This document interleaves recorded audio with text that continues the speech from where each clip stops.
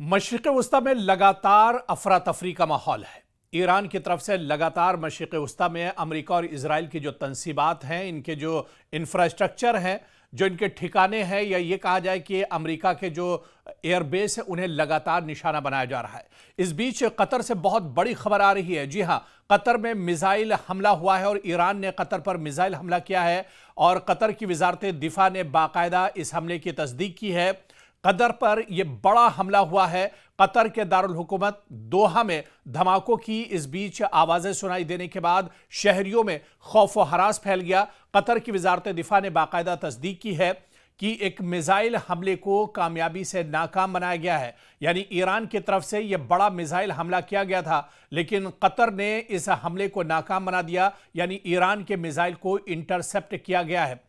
पूरे मशरिक़ वस्ता में दरअसल इस तरह के हमले हो रहे हैं और ये कतर से ये खबर अब से कुछ ही देर पहले आई है, जहां पर कतर पर मिसाइल से हमला किया गया है और मिसाइल के जरिए से अमेरिका के तंसीबात को निशाना बनाया गया है। दरअसल खास बात यह भी है कि अब तक की जो जंग हुई है, इस जंग में आप देखिए कि मशरिक़ वस्ता के जितने भी इलाके हैं, जितने भी ममालिक हैं, वहां पर ईरान की तरफ से लगातार टारगेट किया जा रहा है, निशाना साधा जा रहा है। लेकिन खास बात यह है कि कोई रिहायशी इलाकों को अभी तक नुकसान नहीं पहुंचा है। ईरान ने अभी तक किसी भी रिहायशी इलाके को नुकसान नहीं पहुंचाया है। चाहे दोहा की बात करें, यानी कतर की बात करें, ओमान की बात करें, दुबई की बात करें, और इसी तरह से कुवैत की बात करें, या फिर इराक की बात करें, सऊदी अरब की बात करें, जितने भी मशरिक़ वस्ता के ममालिक हैं, इनकी अगर बात की जाए तो किसी भी मुल्क से कोई इस तरह की खबर नहीं आई है जहां पर रिहायशी इलाकों में या फिर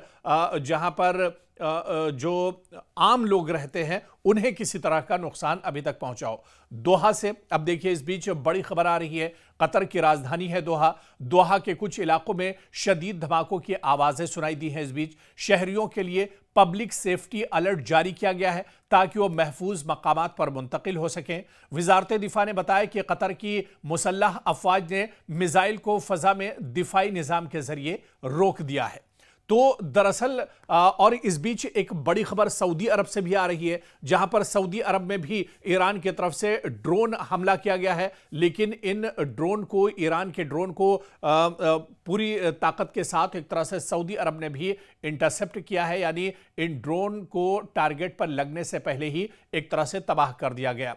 और इसी तरह से इराक से भी खबर आ रही है, जहां पर इराक में भी अमेरिका की एम्बेसी को लेकर निशाना बनाया गया और इराक में भी अमेरिका की एम्बेसी पर ड्रोन के जरिए से हमला किया गया है। तो पूरे मशरिक़ वस्ता में दरअसल इस तरह के हमले हो रहे हैं। पूरे मशरिक़ वस्ता में जहां जहां अमेरिकी तंसीबात हैं, अमेरिका का इंफ्रास्ट्रक्चर है, जो अमेरिका की एम्बेसी है, या फिर उसके जो सिक्योरिटी फोर्सेस के रहने के जो जगह हैं, उन सब जगहों को ईरान लगातार टारगेट कर रहा है। और इस बीच ईरान ने कहा है कि मशरिक़ वस्ता के जो ममालिक हैं उनसे हमारी कोई दुश्मनी नहीं है। सिर्फ और सिर्फ ये जो हमले ईरान की तरफ से हो रहे हैं, ये दरअसल अमरीकी जो मफादात हैं, अमरीकी और इजराइल के जो इत्तेहादी हैं, या फिर उनके जो इंफ्रास्ट्रक्चर और तंसीबात हैं, ये दरअसल उनको निशाना बनाया जा रहा है। क्योंकि जिस तरह से ईरान पर, तेहरान पर लगातार इजराइल और अमेरिका हमला कर रहे हैं, लगातार आम शहरियों को एक तरह से